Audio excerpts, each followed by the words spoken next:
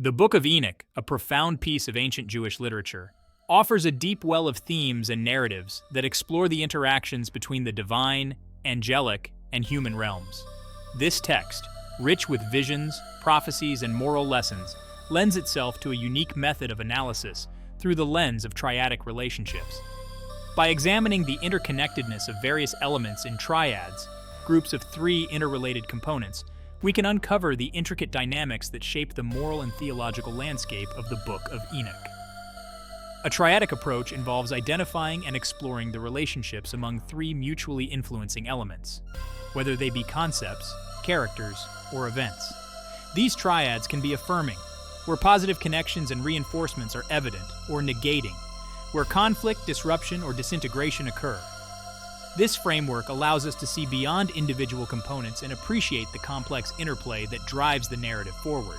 By applying these patterns to key excerpts from the Book of Enoch, we can gain deeper insights into its theological and moral messages. Each triad will be illustrated with relevant quotes from the text, providing a comprehensive understanding of how these relationships manifest and influence the overarching narrative. This method not only enhances our interpretation of the Book of Enoch, but also demonstrates the power of triadic analysis in exploring complex scriptural texts. Coexistence, Enoch, angels, and God. Quote, "And the Lord called me with his own mouth and said to me, 'Come hither, Enoch, and hear my word.'" 1 Enoch 14:24. Enoch as a human is invited into the presence of God and the angels, showing a direct coexistence. The mutual influence is seen as Enoch receives divine revelations which he then communicates to humanity. The relationship between Enoch, the angels, and God reflects a harmonious coexistence where divine knowledge is shared for the betterment of humanity. Equilibrium, fallen angels, humanity, and God. Quote, "Then said the Most High, the Holy and Great One spake, and sent Uriel to the son of Lamech, and said to him, Go to Noah, and tell him in my name, hide thyself, and reveal to him the end that is approaching." 1 Enoch 10:1-2. The fallen angels disrupt the equilibrium by introducing sin and corruption to humanity. God's response, through sending Uriel to warn Noah, aims to restore balance by cleansing the earth of this corruption through the flood, re-establishing divine equilibrium. Reinforcement, Enoch's prophecies, angels' teachings, and human behavior. Quote, "I wrote out your petition, and in my vision it appeared thus, that your petition will not be granted unto you throughout all the days of eternity, and that judgment has been finally passed upon you. Yea, your petition will not be granted unto you." 1 Enoch 13:3-4. Enoch's prophecies, derived from angelic teachings, reinforce the consequences of human behavior. The fallen angels' petitions are denied, emphasizing that the moral lessons taught by the angels must be heeded by humanity, reinforcing a cycle of accountability and righteousness. Feedback, sins of humanity, fallen angels' corruption, and divine judgment. Quote, "And then Michael, Uriel, Raphael, and Gabriel looked down from heaven and saw much blood being shed upon the earth, and all lawlessness being wrought upon the earth." 1 Enoch 9:1. The sins of humanity, exacerbated by the fallen angels' influence, provoke divine judgment. This negative feedback loop intensifies as human corruption leads to greater divine wrath, showcasing the self-perpetuating nature of sin and retribution. Causal Enoch's righteousness, divine favor, and prophetic revelations. Quote, "And he answered and said to me, and I heard his voice, Fear not, Enoch, thou righteous man and scribe of righteousness. Approach hither and hear my voice." 1 Enoch 15:1. Enoch's righteousness causes him to receive divine favor, which in turn grants him profound prophetic revelations. His moral integrity directly leads to a special relationship with God, illustrating a clear causal chain. Reversion, punishment of fallen angels, restoration of order, and return to divine harmony. Quote, "And he said to me, Observe, Enoch, these heavenly tablets, and read what is written thereon, and mark every individual fact." 1 Enoch 81:1. The punishment of the fallen angels, as seen in the divine judgment inscribed on heavenly tablets, aims to revert the chaos they caused. This act of reversion seeks to restore divine harmony and order, eliminating the corruption introduced by the fallen beings. Nonlinear, visions of future judgments, present actions, and past transgressions. Quote, "And behold, the stars which roll over fire are they who have transgressed the commandment of the Lord in the beginning of their rising, because they did not come forth at their appointed times. 1 Enoch 18:15. Enoch's visions span past transgressions, present actions, and future judgments, highlighting a non-linear connection of events. These visions show how past disobedience affects present realities and foretells future consequences. Retrospective, looking back at the fall of angels, its impact on humanity and divine plan.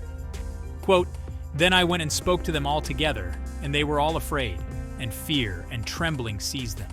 1 Enoch 13:3. Reflecting on the fall of the angels and its impact on humanity helps to understand the divine plan for redemption and judgment. This retrospective view offers insight into why divine actions are necessary to restore balance. Inclusion of righteous humans, angels, and divine plan. Quote, "The Most High will arise on that day of judgment to execute great judgment amongst sinners." 1 Enoch 91:7. The divine plan includes the righteous among humans and angels, who are part of the final judgment. This inclusivity ensures that those aligned with divine will are considered in the ultimate reconciliation. Exclusion of the wicked, fallen angels, and divine wrath. Quote, "And I looked and turned to another part of the earth, and saw there a deep valley with burning fire." 1 Enoch 26:1.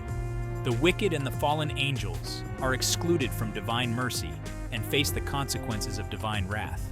This exclusion is necessary to purify and maintain divine order. Conjoined efforts of Enoch, archangels, and God. Quote, "And I saw until a throne was erected in the pleasant land, and he sat upon it. And the Lord of the sheep fed the sheep, and their faces became all white." 1 Enoch 90:33. Enoch, the archangels, and God work together to fulfill divine justice and revelation. Their conjoined efforts ensure that the divine plan is executed effectively, illustrating a collaborative dynamic. Bottlenecked humanity's sin, leading to bottleneck divine favor. Quote, "And now the giants, who are produced from the spirits and flesh, shall be called evil spirits upon the earth, and on the earth shall be their dwelling." 1 Enoch 15:8. The pervasive sin among humanity creates a bottleneck in receiving divine favor, as the presence of evil spirits, giants, obstructs the flow of divine blessings. This necessitates purification to remove these obstructions. Harmony among Enoch, angels, and the divine message. Quote, "And these are the names of the holy angels who watch. Uriel, one of the holy angels, who is over the world and over Tartarus." 1 Enoch 20:2. The relationship between Enoch, the angels, and the divine message is harmonious. The angels, like Uriel, work in tandem with Enoch to convey the divine message, creating a symphony of divine communication. Dissonance caused by fallen angels, human corruption, and divine displeasure. Quote, "And when the sons of men had multiplied, in those days, beautiful and comely daughters were born to them. And the angels, the sons of the heavens, saw and lusted after them." 1 Enoch 6:1-2. The actions of the fallen angels, driven by lust, create dissonance by corrupting humanity and invoking divine displeasure. This dissonance disrupts the intended harmony of creation. Convergence of Enoch's teachings, angelic wisdom, and divine will. Quote, "And the Lord said unto Michael, Go, bind Semjaza and his associates who have united themselves with women, so as to have defiled themselves with them in all their uncleanness." 1 Enoch 10:11. Enoch's teachings, angelic wisdom, and divine will converge in actions like binding the fallen angels. This convergence aims to purify and guide humanity back to divine alignment. Divergent paths of righteousness and wickedness. Quote, "And at its close shall be elected the elect righteous of the eternal plant of righteousness, to receive sevenfold instruction concerning all his creation." 1 Enoch 93:10. The paths of righteousness and wickedness diverge clearly, with the elect receiving divine instruction while the wicked face exclusion. This divergence illustrates the distinct outcomes based on moral choices. Combination of human free will, angelic influence, and divine judgment. Quote, "And behold, he cometh with 10,000s of his holy ones to execute judgment upon all, and to destroy all the ungodly." 1 Enoch 1:9. Human free will, angelic influence, and divine judgment combine to shape the destiny of humanity. The combined forces determine the fate of the righteous and the wicked, illustrating an intertwined dynamic of influence and consequence. Division between the chosen and the damned. Quote, "And he said unto me, Enoch, Why dost thou ask me regarding the fragrance of the tree, and why dost thou wish to learn the truth? Then I answered him, saying, I wish to know about everything, but especially about this tree. 1 Enoch 25, 4, 5. The final judgment creates a clear division between the chosen and the damned, much like the tree Enoch inquires about, which symbolizes the separation of the righteous and the unrighteous in the divine plan. Association. Association of Enoch with heavenly hosts and divine purpose. Quote, And I, Enoch, was blessing the Lord of majesty and the King of the ages. And lo, the watchers called me, Enoch the scribe, and said to me, Enoch, thou scribe of righteousness, go, declare to the watchers of the heaven who have left the high heaven. 1 Enoch 12, 3, 4. Enoch's association with the heavenly hosts aligns him with the divine purpose, illustrating how his role as a scribe connects him to the broader divine narrative and tasks him with communicating divine messages. Disassociation. Disassociation of the wicked from divine favor. Quote, For men were created exactly like the angels, to the intent that they should continue pure and righteous, and death, which destroys everything, could not have taken hold of them. But through this, their knowledge, they are perishing, and through this power it is consuming me. 1 Enoch 69:11. The wicked, by their own actions, are disassociated from divine favor and purity. This disassociation results in their ultimate destruction, highlighting the consequences of straying from divine will. Integration of prophetic visions, angelic messages, and divine will. Quote, And in those days Enoch received books of zeal and wrath, and books of disquiet and expulsion. 1 Enoch 91, 1. Enoch's prophetic visions, angelic messages, and divine will are integrated into a cohesive narrative that guides humanity. The books Enoch received symbolize this integration, combining various elements of divine communication. Disintegration of moral order due to sin. Quote, And when they had finished their task, they made the great augury concerning their spirits and their flesh, and their spirits having assumed many different forms. 1 Enoch 19, 1. The disintegration of moral order due to sin is evident in the transformation of spirits into various forms. This chaos necessitates divine intervention to restore order, illustrating the destructive consequences of moral decay. The Book of Enoch, examined through the lens of triadic relationships, reveals a profound tapestry of interconnected themes that speak to the heart of its theological and moral teachings. By exploring these patterns, we uncover the broader insights that emerge from the text, highlighting the intricate interplay between divine justice, human agency, and cosmic order. One overarching theme is the interdependence of divine and human realms.